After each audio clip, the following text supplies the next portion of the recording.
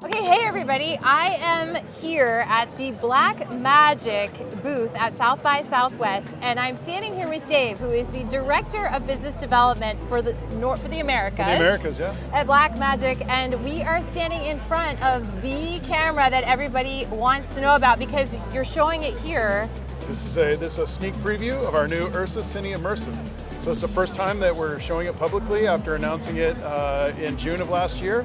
So the camera is now out in the wild. We'll be showing more of it when we do an official unveiling of it and the workflow at NAB coming up in about 3 weeks. But wow. Right here is the camera itself. It is obviously a little bit different than most of your cameras. It's a dual lens system for immersive cinema.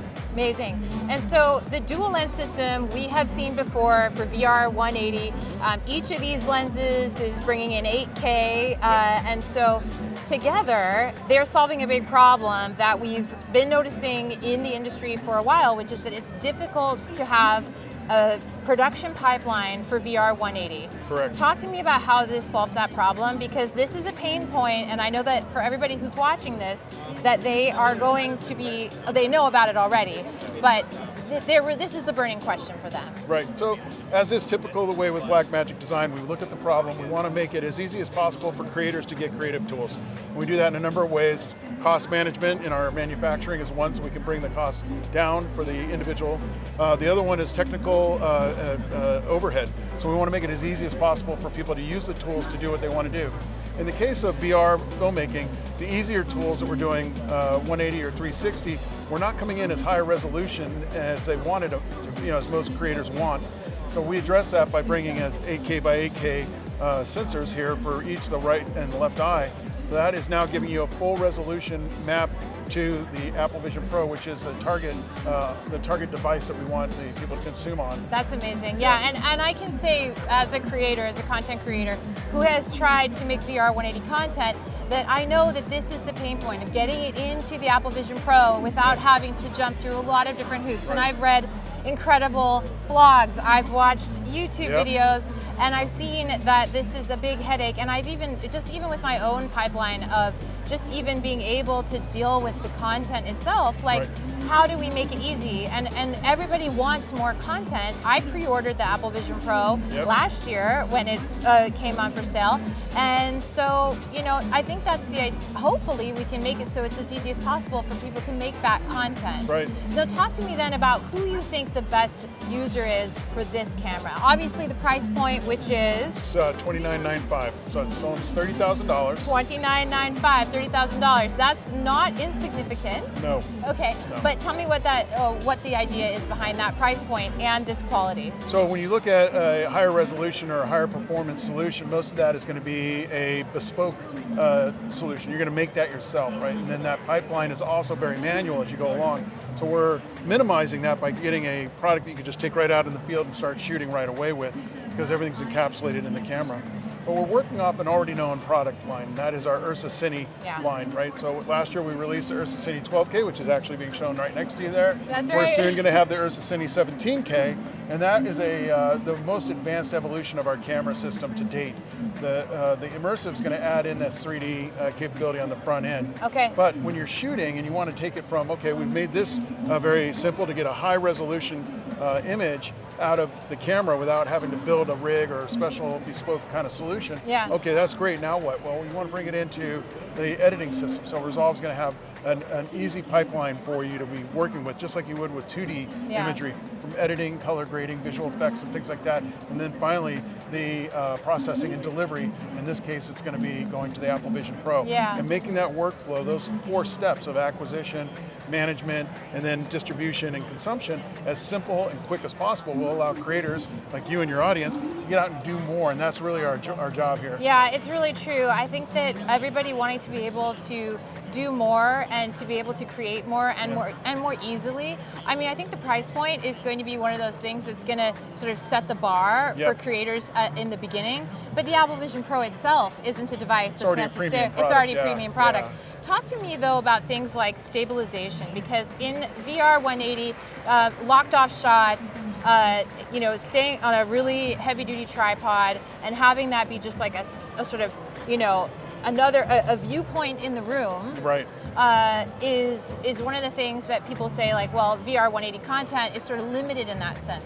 But maybe you can tell me about the idea behind putting it on something that weighs, I'm guessing, like... It's 17 pounds. 17 pounds? Yeah. So is really the use case for this to be locked off and being stable, or do you imagine it really being able to be something that we can move with, which brings in other issues with VR180? Right. But what do you think about that? So in that regard, I've seen this camera put on pretty much any platform you can think of, all the way up to drones, mobile platforms. Oh yeah, oh yeah. This one on a drone. Yeah, okay, multiple all right. drones. I've seen it flying in some very high performance environments where it's been able to do that work. Yeah.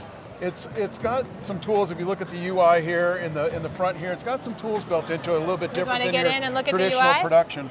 It's on the other side as well.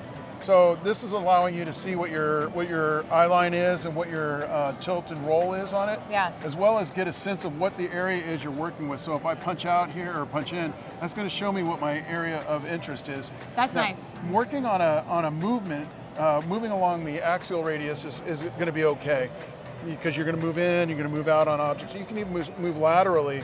It's going to be when you tilt up and down that's going to cause discomfort for the viewers. Yeah. And so you don't necessarily have to have a lockdown shot. You just have to be more thoughtful about your shot selection. It's going to give you different experiences too, because you have to understand this isn't just a 180 environment. This is an immersive environment. So as you and I are talking right now, the distance that we're at with each other, about arm's length, maybe a little bit more, that's a comfort zone for us to be having this conversation. Sure. If you imagine this camera is your viewer, you're not giving them just a view of what occurred, you're giving them witness to what occurred. They're in the shot itself. That's right. That immersive capability can only be delivered through the high resolution headset like the Vision Pro. It gets you in the action. Now I've been telling people, 3D brings elements of the shot to you as the viewer, but it's still a passive thing. What we're doing here is we're taking the viewer and we're putting them into the action. So now as a creator, you think differently. How do I want my viewer to experience it? Because I have the viewer with me in the form of the camera. That's right. When I take them places, is it going to make them uncomfortable? Flying on that drone, is it going to be uncomfortable for someone to feel like they're just floating along? Yeah. It depends. Yeah. But other areas like we haven't really thought about is corporate training, other areas that are outside the cinematic realm. Those are areas where having a 3D environment is really useful. I think you're right, and I think that we're sort of at the beginning, although best practices do exist and have existed for a while. Not only for how do we create the content so that we reduce things like just sort of a discomfort, but also in terms of story and narration. And I've seen some really great articles that I'm thinking, in fact, of Eve Weston, who is a VR pioneer in terms of creating 360 content and storytelling in 360. And Eve has documented, and even with her actors, ways that they have had to rethink the way a scene is written, or rethink the scene in order to actually adapt to the camera, because once they're seeing it and seeing that content produced, they're like, wait, if I have to totally rethink the way that this whole thing is, and that has to do with that proximity and that presence of the entity, right? The entity in the space with you, and what is the role of that camera? And because you can look around, right? You're giving your viewer a little bit of agency to explore. So you got to give them something or not, right? If you want to focus their energy, an example here I've used with people is when I go to the Louvre and I want to go look at the Mona Lisa, right? I'm looking at the work that was prepared for me by Leonardo da Vinci, but it's the Louvre and how they present the environment that I enjoy it. If it's a really uncomfortable environment, I'm not going to enjoy the picture. That's right. Right? And I want to enjoy the painting and all the essence of it. So these are the kind of things as a creator you go, I might want to add some more things that's going to enhance the production that my viewer might be able to look over at or explore, or I may narratively say, hey, it's like an onion, I've got layers, I want the viewer to kind of unwind. So you and I are talking here, but behind us is a whole bunch of other things going on that I might want to have them looking back and going, hey, and then next, I'm foreshadowing, I'm taking them to that point. That's right. That might be the focus of my next conversation in the story, not just you and I, and then we move over there, but how do I transition them there to a point where it keeps them engaged and immersed in the environment but tells the story that I want them to see or experience. Well, with that, it's been incredible speaking with you about the future of cinema and the future, of course, with Blackmagic Design and the Cineline and this incredible device. I can't wait to see the content that comes out when people start creating with it. They can pre-order it now. Correct. Go onto our website at blackmagicdesign.com, go into our URSA Cine section of our cameras, and you'll see the ability to pre-order it. And we're totally excited to get it in the market and have people and see what people make with our tools. I'm so excited about it too. I can't wait for the new content. Thank you so much. Thank you. I really appreciate the chance to speak with you today. And thanks for coming to South by Southwest. Thank you. Enjoy the rest of the show. Thanks.